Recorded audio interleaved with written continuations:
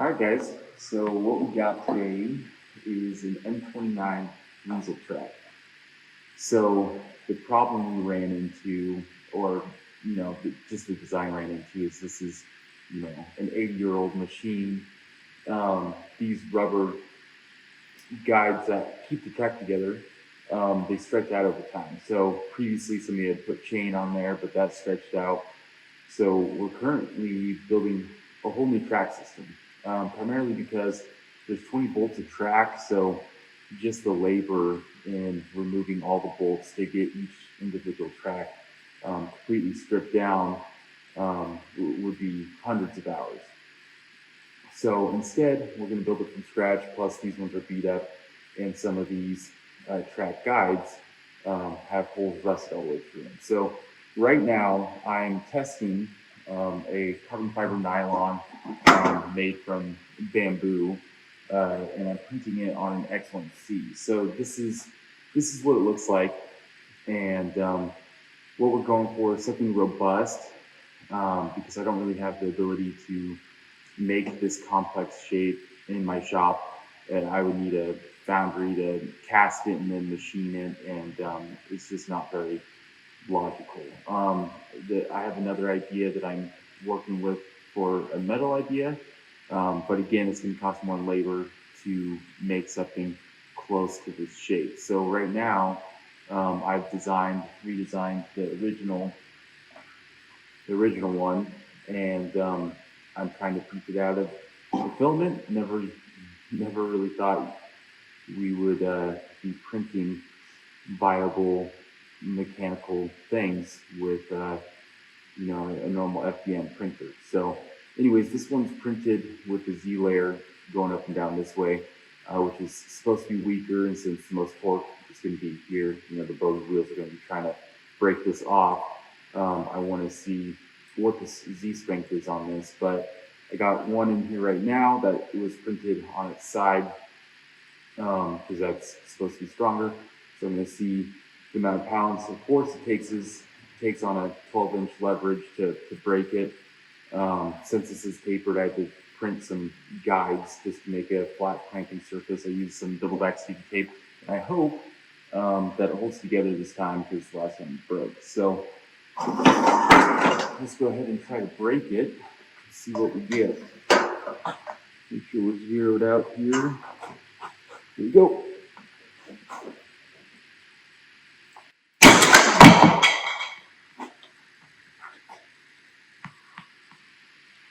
Okay, well, my jig did not work. I hoped. Curious to see, once I put back the tape, how much force we got.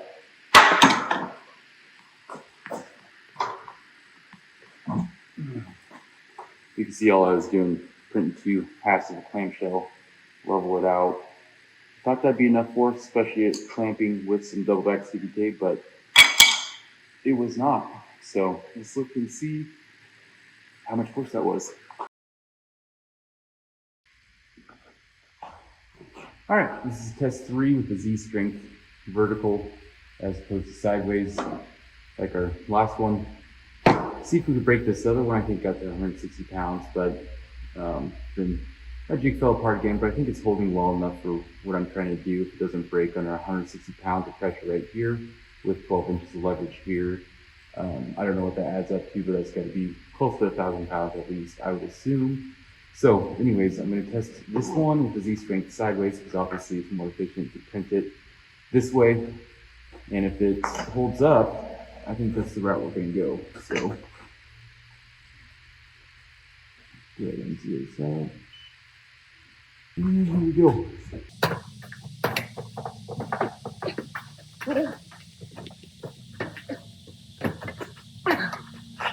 Some more leverage.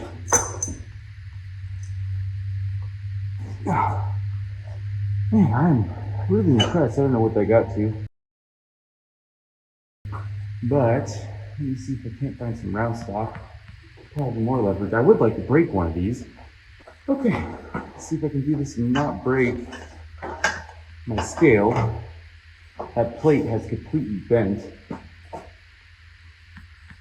If I can't hold it here, well, I'll try to break this. Here we go. This.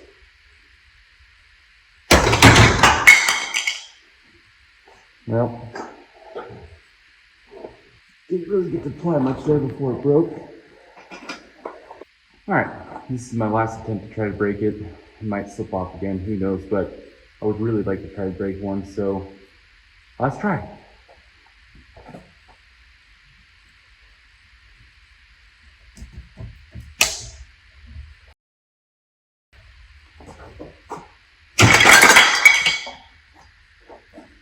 Well, I saw it was over 200 pounds before it slipped off again.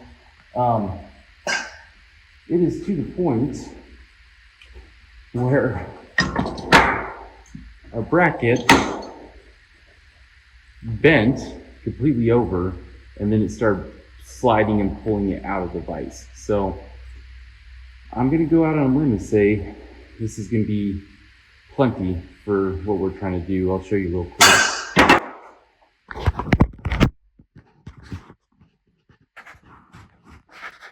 This is the M29 Weasel, and we got to build new tracks for it. So we'll go ahead and see, but I think that's going to hold. The only other concern I have is it's going to wear. I'll show you. Up against metal. So it really just comes down to the wear resistance of that. I don't think there's any way they're going to break. So do a little test on that and see what I think, but I think this is going to be our best bet. All right, guys. This is the final test. I just want to see the wear resistance or abrasion resistance, whatever this carbon fiber nylon has. So I've mocked up just a piece of scrap steel with a round bar welded to it. I tried to get it as concentric as possible. That way this whole drill press doesn't shake, but I'm going to go ahead and turn it on and apply some pressure and just hold it on. Obviously this is spinning way faster than that Weasel's bogey wheels and drive sprocket's going to be spinning, but it'll still give us an idea of how much wear it's going to take before it just obliterates. So anyways, one other note is there's a hole on that side of this scrap plate that I had, so that's going to cause even more wear resistance in that spot. But I don't know, I figured this would be a good test to kind of see what it looks like. But here we go.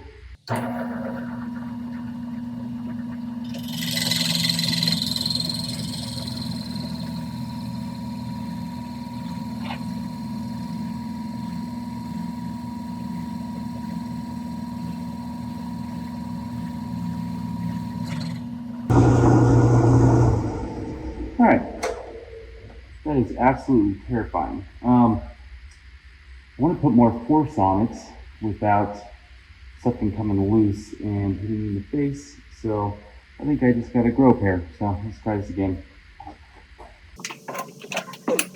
At least if it flies off, it's gonna hit me in the legs and not my face. All right.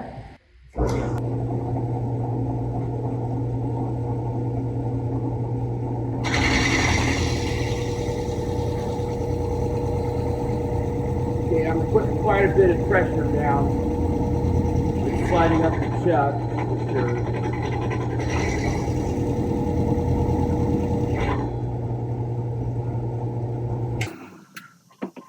All right, I'm going to go ahead and slide this all the way into the chuck. That way the round stock's not sliding in farther when I put some force on it. And we'll try it again. All right, it is chucked up as far as it'll go in. And try to still reach and put some pressure down. I sure can. So I'm going to go ahead and do this again and see what happens. So far, as of right now, I am rather impressed, but I didn't apply that much force before it started sliding up into the chuck. So let's try again.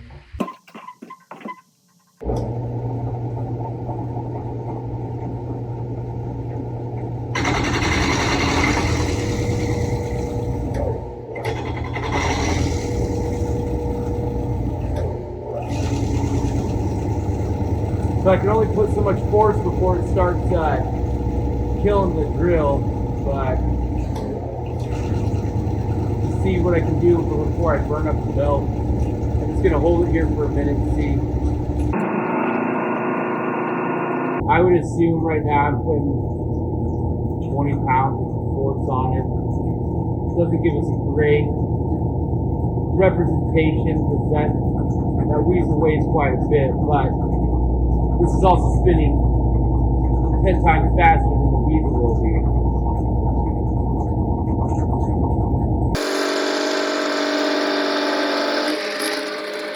Alright, loosened up in the chuck, so it's about to fall out. That is hot.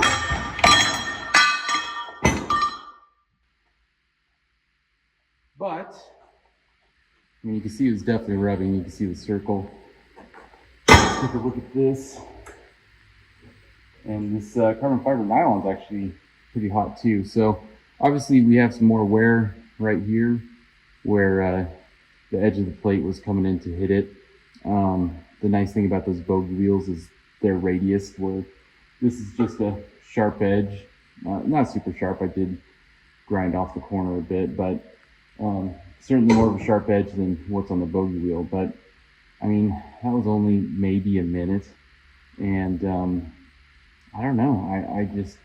The more tests I do on this, the more confident I am that this is going to work just the way we want it to. And side note, so I'm trying to bend it down. You can see the way this is curled. I'm bending it down this way. It actually started buckling the plate, where you see the backside straight. This is all buckled in just from the force of trying to break it. So I'm going to go ahead and say this is a success, and I think I'm going to go ahead and make this for the track guide on this M29 Weasel. So I'm going to make another video just to kind of show you guys my thought process, how I'm going through and actually rebuilding these tracks. But there's a lot of people online and looking for tracks, and there's just nobody that makes them. LAR used to make them, or still does make them. I've tried to contact them and didn't hear anything back. But anyways, I'm trying to make a viable track replacement, brand new, that you know, maybe somebody else needs. So anyways, I'm going to show you the process I'm going through to build a jig to cut C-channel and use the plasma table to cut out the holes I need, and make some the grouser on it a little bit meatier so you don't slide sideways on ice. Other than that, I'll show you the CAD model next and everything else. But this is a success, I'm going to say.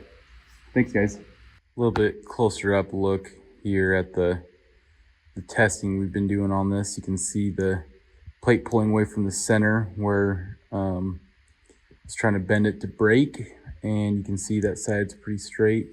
If I flip it around here, that side is buckled from trying to bend it and break this off.